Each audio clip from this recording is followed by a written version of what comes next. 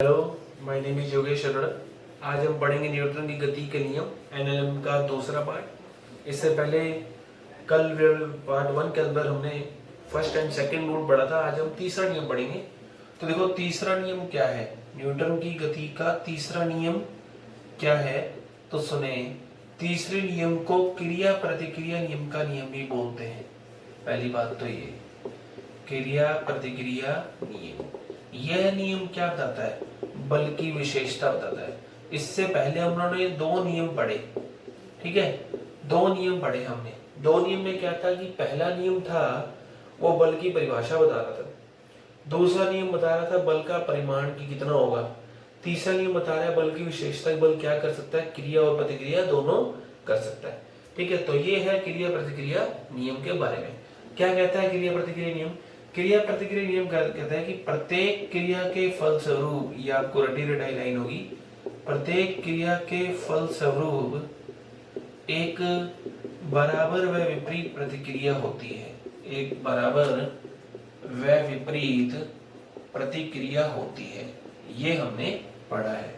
ये है न्यूटन की गति के अंदर का नियम का मतलब। क्या मतलब है इस नियम का?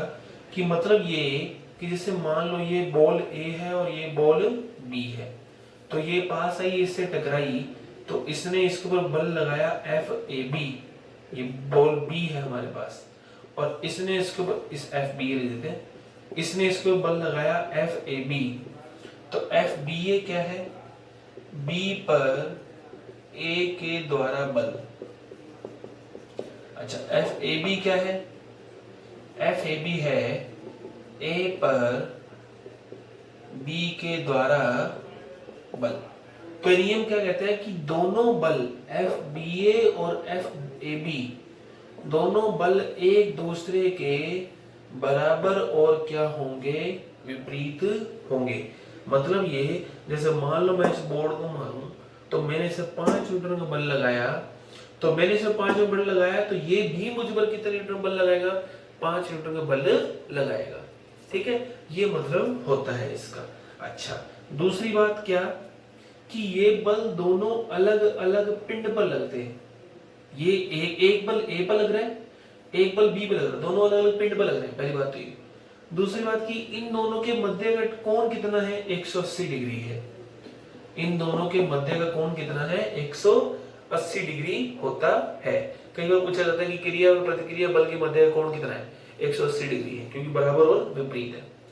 फिर एक बात पूछी गई कि जी मान लो ये एक पिंड है, इस पे मैं 10 न्यूटन का बल इधर लगाऊं, 10 न्यूटन का बल इधर लगाऊं, तो इसके ऊपर कुल बल कितना हो जाएगा, अपने कहेंगे 0, क्योंकि 10 इधर से खींच रहे हो, 10 इधर से खींच रहे हो। अच्छा जी, अब मेरे को बोला गया कि यदि ऐसा है कि आपने इस पे 0 कह दिया, तो फिर आप ये क्यों नहीं कह रहे कि जैसे मान लो आपने बोर्ड को मारा तो आपकी क्यों लगी, कुल बल तो 0 है। भाई मैंने बोर्ड को मारा तो मेरे क्यों लगी, कुल बल तो 0 है ना। तो इसका कारण ये है कि यहाँ पर ये बल 10-10 न्यूटन के दोनों इसी पर ही लग रहे हैं, इस पर ही लग रहे हैं। लेकिन यहाँ देखो, एक बल किस पर लग रहा है, बी पर, एक बल किस पर लग रहा है, ए पर। दोनों बल कैसे लग रहे हैं, अलग अलग पिंडों पर लगते हैं। मैं लिख भी देता हूं कि क्रिया व प्रतिक्रिया बल अलग अलग पिंड पर कार्य करते हैं, अलग अलग पिंड पर कार्य करते हैं, ये बात ध्यान रखें। ठीक है, और दोनों बल के मध्य कोण कितना होता है, 180 डिग्री होता है। एग्जाम्पल क्या है इसका, तैरने का नियम या तैरना, रॉकेट का उड़ना, गुब्बारे का उड़ना, बैलून का उड़ना, ये सब इसी पर आधारित है। तीसरा, गोली चलने पर बंदूक का पीछे जाना, गोली पर बंदूक का पीछे जाना, या फायरिंग पर बंदूक का पीछे जाना, ये सारे इसी के ही एग्जाम्पल हैं। तैरना क्या हुआ, हमने हाथों से पानी को पीछे करा, ये क्रिया हुई, और हमारा आगे जाना प्रतिक्रिया हुई। रॉकेट का उड़ना, रॉकेट ने नीचे धुआं फेंका, बल लगाया, क्रिया, रॉकेट ऊपर गया, उड़ा, क्या, प्रतिक्रिया। फायरिंग पर बंदूक का पीछे जाना, फायरिंग हुई, गोली चली, क्रिया, बंदूक पीछे आई, प्रतिक्रिया। इसीलिए क्या होता है कि जो जब बंदूक चलाई जाती है तो बंदूक जो है कंधे पे रखी जाती है। ठीक है, ये इसका नियम है। चलिए नेक्स्ट देखिए क्या है, सुने, इसी के अंदर चर्चा करते हैं। चलिए नेक्स्ट आता है आपके पास क्या, नेक्स्ट आता है संवेग संरक्षण का नियम। संवेग संरक्षण का नियम। वैसे तो ये देखो कार्य ऊर्जा शक्ति का टॉपिक है, कई लोग इसे कार्य ऊर्जा शक्ति भी बढ़ाते हैं, यहां भी बढ़ा सकते हैं। कारण क्या, सुने देखो, मान लो कि ये एक पिंड है A और ये एक पिंड है B, ये इस पे बल लगाया FBA, इसने इस पे बल लगाया FAB। यदि पूरे निकाय को देखो, ये पूरा निकाय हो गया, यदि मैं पूरा निकाय देखूं तो इस निकाय में कुल बल कितना है, निकाय में कुल बल कितना है, कुल बाह्य बल, कुल बाह्य बल कितना है, तो वो है 0। ठीक है, इसने इसको कैंसिल कर दिया, तो कुल बल कितना हो गया, 0 हो गया। यदि कुल बल 0 हो गया तो F का फॉर्मूला होता है dP/dt, और हमने F0 कह दिया है, तो dP/dt भी क्या हो गया, 0 हो गया। और यदि dP/dt 0 हो गया तो P क्या हो गया, नियत हो गया। मतलब नियत फलन का अवकलन क्या होता है, 0 होता है, जिसका मतलब P क्या हो गया, नियत हो गया। P नियत हो गया मतलब जो P पहले था, प्रारंभिक था, वही P क्या हो गया, अंतिम हो गया। PI क्या हो गया, प्रारंभिक संवेग। आगे चल के मैं कई बार लिखूंगा, इसलिए सभी से ध्यान रखें कि PI मतलब प्रारंभिक संवेग, PF मतलब अंतिम संवेग, प्रारंभिक से मतलब टक्कर से पहले का संवेग, अंतिम मतलब टक्कर के बाद का संवेग। तो ये मतलब है इसका मतलब क्या कि मान लो ये एक बॉल है m1 द्रव्यमान की, वेग u1, ये एक बॉल है m2 द्रव्यमान की, वेग u2, ये इधर चल रही है, टक्कर हुई, टक्कर के बाद इसका वेग हो गया v1 और इसका वेग कितना हो गया v2, ये टक्कर के बाद है। तो टक्कर से पहले संवेग कितना था, pi कितना था, m1 u1 plus m2 u2, ये टक्कर से पहले का संवेग था। टक्कर के बाद का संवेग कितना हो गया, m1 v1 plus m2 v2। ठीक है, टक्कर से पहले का संवेग कितना था, m1 u1 plus m2 u2। टक्कर के बाद का संवेग कितना हो गया, m1 v1 plus m2 v2। तो संवेग संरक्षण नियम क्या कहता है कि टक्कर से पहले का संवेग और बाद का संवेग क्या रहेगा, बराबर। सो m1 u1 plus m2 u2 बराबर m1 v1 plus m2 v2। ये आपके पास फाइनल फॉर्मूला आ गया। ठीक है, m1 u1 plus m2 u2 बराबर m1 v1 plus m2 v2 संवेग संरक्षण के नियम से आया है। अच्छा, अब आपसे मुझे संवेग संरक्षण नियम कहां से आया, तो ये नियम कौन सा था, न्यूटन का तीसरा नियम। तो जो जो एग्जाम्पल आपने न्यूटन के तीसरे नियम पे पढ़े हैं वो एग्जाम्पल संवेग संरक्षण नियम पे भी है। जैसे कई बार पूछा जाता है रॉकेट का उड़ना किस पर आधारित है, कोई तो संवेग संरक्षण नियम बोलता है और कोई कहता है नहीं जी ये जो है न्यूटन की क्रिया प्रतिक्रिया नियम पर आधारित है। दोनों एक ही बात है, क्योंकि संवेग संरक्षण से आया। कई बोलते हैं न्यूटन का तीसरा नियम किसको परिभाषित करता है, संवेग संरक्षण के नियम को परिभाषित करता है। अच्छा, अब ये जो फॉर्मूला मैंने लिखाया है, ये वाला सारा काम, ये फॉर्मूला कब काम करेगा, ये फॉर्मूला तभी काम करेगा जब u1 u2 v1 v2 सब सहरेखीय हो। सहरेखीय मतलब एक ही रेखा में हो, मतलब या तो ऐसे हो या मतलब या तो दोनों यूं आ रहे हो या दोनों यूं जा रहे हो, इस रेखा पर ही हो सकते। ऐसा ना हो कि एक तो आ रहा है इधर और एक जा रहा है इधर, ऐसे में ये काम नहीं करेगा। ठीक है, चलिए अब इसके ऊपर न्यूमेरिकल कैसा आता है वो भी सुन लें। देखो, अच्छा संवेग कहाँ कहाँ सुरक्षित रहता है, संवेग संरक्षण एग्जांपल अपने लेवल पे टक्कर, बम का फटना, किसी तरह का बम हो, किसी तरह की टक्कर फटे, सॉरी टक्कर हो या किसी तरह का बम फटे, उसमें दोनों संवेग संरक्षण नियम है। और बंदूक का चलना, इन सभी के अंदर क्या है, संवेग सुरक्षित है। बंदूक का चलना मतलब कि गोली फायर की जाएगी तो फायरिंग में जो बंदूक पीछे आएगी, इसमें संवेग सुरक्षित है। ठीक है, तो ये चीजें हैं संवेग संरक्षण पर आधारित है। अब इसके ऊपर एग्जाम्पल के साथ है। देखो, बोला गया कि एक 5 किलो का बम है, ठीक है, ये दो भागों में फट गया।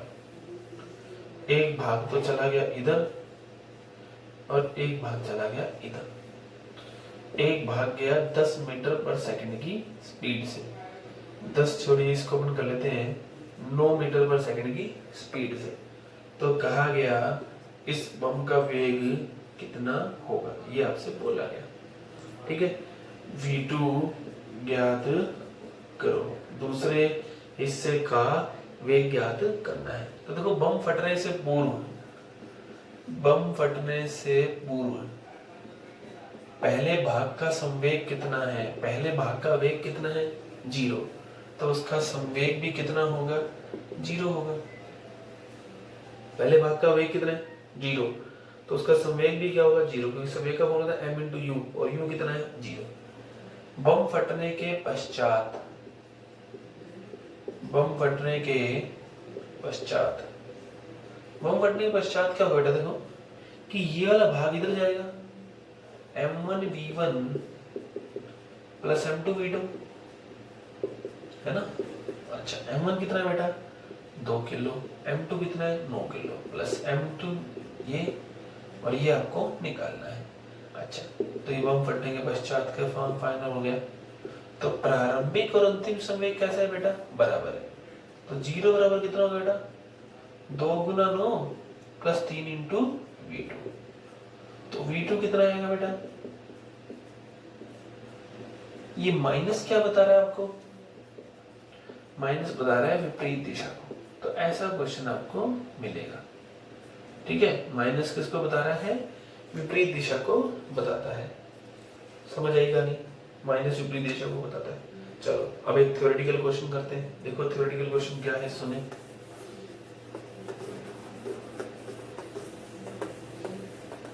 देखिए थ्योरेटिकल क्वेश्चन बोला गया कि एक द्रव्यमान था m, दो बराबर भागों में फट गया, m/2 m/2, ठीक है। यदि बम दो बराबर भागों में फट जाए, फटे तब पहला प्रत्येक भाग का संवेग बराबर होगा। देखो ध्यान रखना मोर देन वन आंसर भी हो सकते हैं, समान होगा, ठीक है। दूसरा प्रत्येक भाग की ऊर्जा समान होगी, ऊर्जा कौन सी गतिज ऊर्जा। तीसरा प्रत्येक भाग की चाल समान होगी। चौथा प्रत्येक भाग का वेग समान होगा। खोज करके आंसर सोचना चाहे तो सोच सकते हैं। अब एक बात ध्यान दो, फटने से पहले कितना संवेग था 0, तो फटने के बाद भी कितना रहेगा 0 रहेगा। माना इसका वेग v1 है, दूसरे वाले का v2 है, तो ऐसे में बेटा जी मैं इसे सोल्व करूंगा इस पूरी को, फटने से पहले भी 0 था, m1 v1 plus m2 v2 वो वाला फॉर्मूला लगाया हमने। तो ऐसे में v1 बराबर क्या आएगा बेटा माइनस v2। माइनस क्या बता रहा है विपरीत दिशा, इसका मतलब इनका वेग तो बराबर नहीं होगा, एक का यदि 4 होगा तो दूसरा क्या होगा -4 होगा, ठीक है। एक का 4 है तो दूसरे का -4, तो वेग तो बराबर नहीं होगा क्योंकि दिशा विपरीत होगी। वेग बराबर नहीं होगा तो संवेग भी बराबर नहीं होगा, क्योंकि संवेग का सूत्र क्या है, मान लो यदि ये v होता है तो संवेग का सूत्र mv होता है। तो जब वेग बराबर नहीं होगा तो संवेग भी बराबर नहीं होगा। तो क्या क्या बराबर होगा भाई, ऊर्जा हाँ होगी, क्योंकि ऊर्जा का सूत्र क्या है बेटा हाफ mv², और वहां v है तो नेगेटिव का स्क्वायर पॉजिटिव बन जाएगा।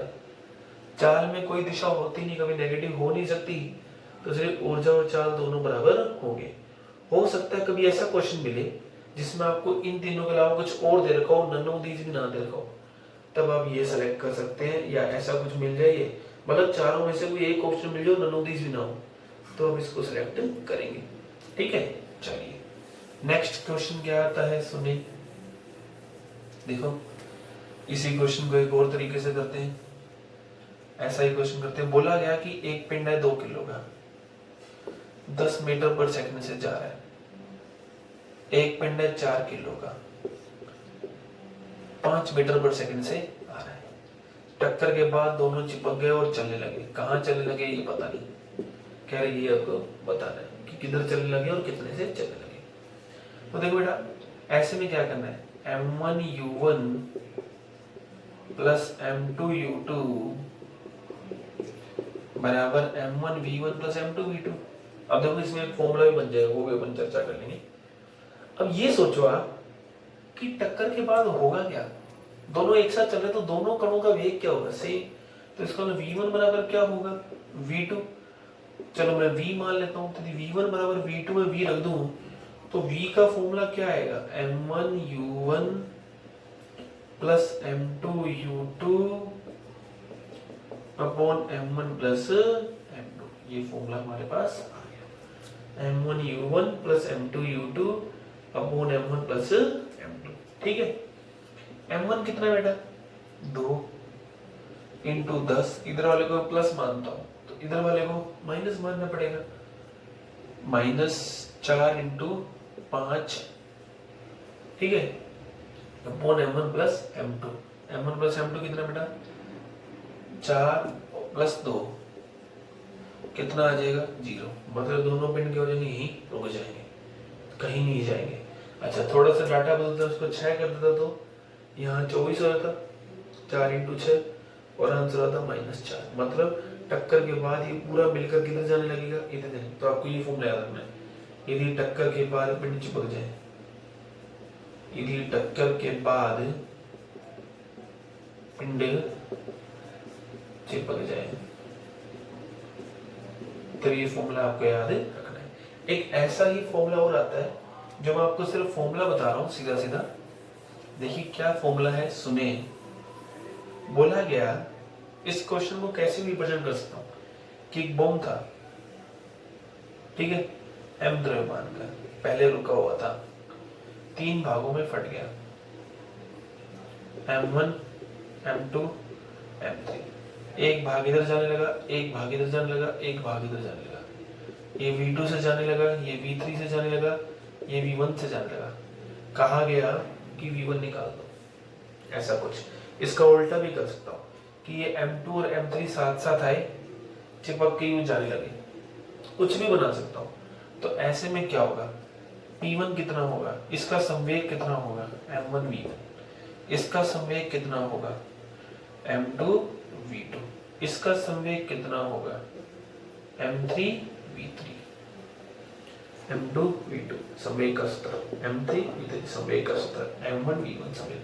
तब ऐसे में क्या होगा, तब p1 बराबर, p1 का परिमाण बराबर p2 का स्क्वायर, या ऐसे लिखते हैं p1 का स्क्वायर बराबर p2 का स्क्वायर प्लस p3 का स्क्वायर। ये फॉर्मूला आप याद रखें, ठीक है। p1 का फॉर्मूला m1 v1, p2 का फॉर्मूला m2 v2, p3 का फॉर्मूला m3 v3 का स्क्वायर। ये फॉर्मूला हमारे पास आएगा, ठीक है। इसके ऊपर ल्यूसेंट में भी क्वेश्चंस है, अरिहंत में भी क्वेश्चन है, करतार में भी क्वेश्चंस है। लैंग्वेज क्या है, एक बम फट गया, उसमें से 2 हिस्से लंबवत गए, तो तीसरा हिस्सा कहाँ गया। या उल्टा करें तो एक हिस्सा इधर से आ रहा है, पश्चिम में जा रहा है, एक हिस्सा इधर जा रहा है, दोनों मिलकर चिपक के चलने लगे, तो चलने का वेग क्या होगा, ये होगा। और ऐसे में m1 का मान कितना होगा, m2 प्लस m3। यदि इस क्वेश्चन को उल्टा कर दो, m2 से 2 किलो का पत्थर यहाँ से आ रहा है, 4 किलो का यहाँ से चिपक के चलने लगे, चल रहा है, तो कितना से जाएगा। तो ऐसे में m1 कितना हो जाएगा, 4 और 2 कर सकते हो। तो ये है संवेग संरक्षण के नियम पर आधारित न्यूमेरिकल। इस टॉपिक को आगे चल के हम बढ़ेंगे टक्कर के अंदर, लेकिन उस समय अपने ऐसे क्वेश्चंस की बात नहीं करेंगे। तो ये था संवेग संरक्षण का नियम। नेक्स्ट आने वाला टॉपिक अपना क्या होगा, FBD, free body diagram, part 3 होगा अपना एनएलएम का। उसके अपना एनएलएम 2 या 3 लेक्चर के उसका पूरा हो जाएगा। तब तक के लिए थैंक यू, पढ़ते रहे, हैव अ नाइस डे।